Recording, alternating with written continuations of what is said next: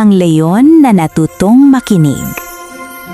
Sa gitna ng isang luntiang gubat, may isang leyon na ang pangalan ay Haring Lakas.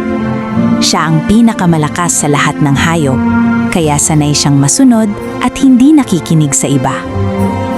Isang araw, nagkaroon ng matinding tagtuyot.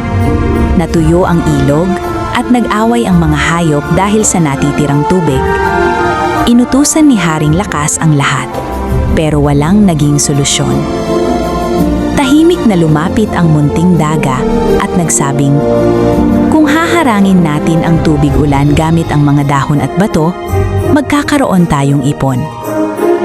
Sa unay natawa ang leyon, ngunit wala na siyang ibang magawa kundi makinig.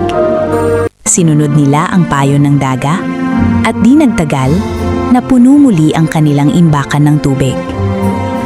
Nahiya si Haring Lakas at humingi ng tawad. Natutunan niyang ang tunay na lider ay marunong makinig, kahit kanino pagaling ang ideya. At mula noon, namuhay ang mga hayop sa gubat ng may pagkakaisa.